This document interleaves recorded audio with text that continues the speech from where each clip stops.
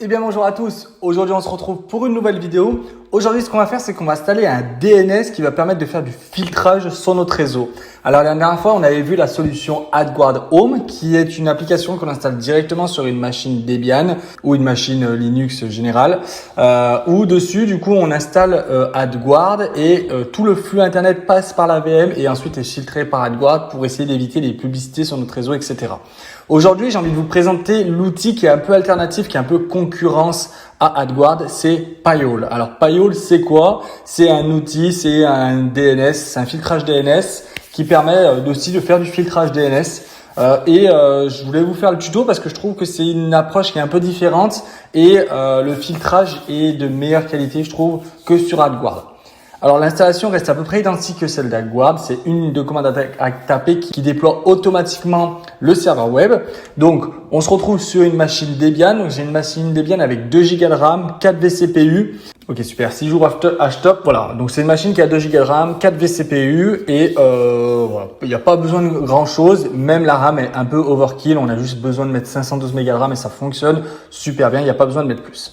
Alors, du coup, on va taper la ligne de commande. Donc, la ligne de commande, elle sera en description, comme d'habitude. Vous avez juste à copier la ligne de commande, vous la mettez sur votre Debian et ça va vous déployer automatiquement l'outil. Il n'y a pas de Docker, il n'y a pas de containerisation, de Pogman, etc. Il n'y a pas tout ça. Ça s'installe directement physiquement sur la machine. Donc, je vous conseille de faire une machine Debian qui est uniquement dédiée au serveur DNS. Si vous avez un serveur web en même temps, etc., déjà par question de sécurité, c'est pas super. Et essayez d'éviter de mélanger plusieurs protocoles sur une même machine virtuelle pour faire du filtrage, etc. C'est beaucoup plus propre. Donc on va lancer cette commande-là. Donc du coup, j'ai une erreur au niveau de curl. Donc on va installer curl sur la machine. Donc apt install curl.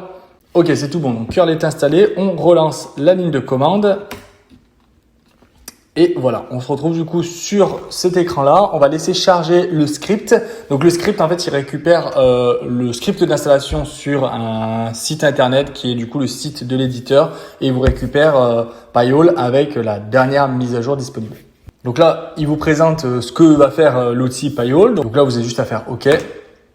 Donc là, vous faites OK. Là, maintenant, vous allez faire continuer. Donc, il vous demande d'avoir une IP fixe sur votre machine Debian. J'ai fait un tuto pour pouvoir mettre une IP fixe sur une de ces cartes réseau sur une machine Debian. Donc, je vous mettrai le tuto en description. Vous faites continuer. Là, il va vous demander quel DNS il va utiliser pour pouvoir sortir sur le web. Un DNS que j'aime bien utiliser personnellement, c'est le Quad9 Filter ESC DNS Sec. Donc, vous sélectionnez celui-ci. Là, il vous demande quelle est la liste de filtrage qu'il va ajouter. Donc, on va laisser celle de base, la Steven Black Unify Host List, qui est suffisante. Et ensuite, on va rajouter d'autres listes comme on a pu le faire sur AdGuard. On fait OK. Ensuite, on vous demande si vous voulez activer les logs sur le serveur. Donc, vous faites oui. Et dans ce menu-là, il vous demande si vous voulez anonymiser les requêtes qui s'affichent sur Payol. Donc, si vous voulez pas voir en fait les sites qui sont consultés sur le DNS, vous pouvez cacher les domaines ou même cacher les clients qui consultent certains sites. Moi, je suis dans un serveur de lab, donc à vrai dire, j'ai envie de voir tout ce qui se passe sur mon réseau. Mais si vous êtes dans une école ou dans un environnement d'entreprise, vous devez cacher les domaines qui sont consultés par les clients. Donc là, du coup, il récupère la dernière mise à jour sur un GitHub directement. Donc la machine, il faut qu'elle soit connectée à Internet pour pouvoir récupérer les paquets nécessaires. Ok, donc c'est tout bon. Le DNS est paramétré. Vous avez vu, il n'y a pas grand-chose à faire dans la configuration. Donc là, il m'indique que pour pouvoir accéder à la page d'administration, je dois taper l'adresse IP de ma machine. Donc en l'occurrence, c'est la 2.26, mais vous, ça peut être une autre adresse IP. Le port, c'est le 80, c'est le port HTTP. Et vous mettez du coup un /admin pour pouvoir y accéder. Ce que je vais faire avant, c'est que je vais me connecter du coup sur une machine Windows 10 et je vais changer les DNS de la carte réseau de cette machine Windows 10 pour que le trafic passe par cette VM là et qu'on puisse du coup avoir des statistiques sur notre réseau et on va prendre comme cobaye cette machine virtuelle. Vous, ce que vous devez faire, c'est que sur votre DNS de votre box internet, vous devez changer les paramètres. Donc ça dépend les fournisseurs internet, etc. Moi, pour ma part, je suis pas en France, donc j'ai pas une box traditionnelle. Mais si vous avez SFR, Free, vous avez plein de tutos sur internet pour pouvoir modifier les DNS. Attention, certaines box demandent à ce que vous ayez votre propre serveur DHCP. Quelquefois. Si vous voulez un autre service de DHCP, j'ai fait une vidéo sur la chaîne YouTube si vous voulez monter un serveur DHCP sur un Windows Server ou si vous voulez monter un serveur DHCP sur une machine Linux, une autre machine. Donc c'est tout à fait possible. J'ai fait des tutos sur la chaîne YouTube. Je vous laisse aller les chercher directement sur la chaîne YouTube. Donc sur cette machine-là, on va modifier les DNS. Donc on va se rendre dans le panneau de configuration de cette machine Windows. On va sélectionner du coup protocole Internet version 4. Et juste ici, normalement, quand vous ouvrez le panneau, vous allez obtenir les adresses des serveurs DNS automatiquement.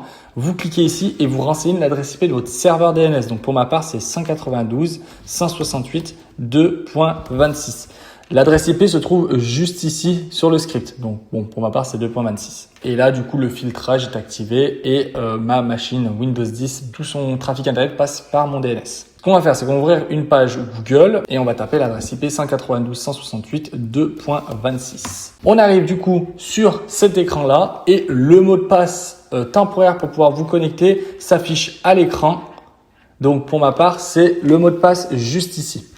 Donc, vous allez le noter une première fois et ensuite, vous pouvez le modifier pour mettre votre propre mot de passe. Et me voici sur la console d'administration de Payol. Donc, voilà, grosso modo, ça ressemble à AdGuard quand même. Donc, on retrouve voilà le nombre de domaines qui ont été traversés sur notre serveur. On a le nombre de domaines qui ont été bloqués, le pourcentage et le nombre de domaines qui sont bloqués via la liste qu'on a ajoutée tout à l'heure, la Steven quelque chose. Donc voici le tableau de bord. Donc là, vous avez le récapitulatif de tout votre trafic Internet sur votre réseau sur les dernières 24 heures. Vous avez le type d'entrée DNS qui sont bloqués. Ici, vous avez du coup quel est le DNS qui a répondu le plus. Si c'est le DNS 11, donc c'est le Quad9 qu'on a sélectionné tout à l'heure. Des fois, ça peut être du cache, etc.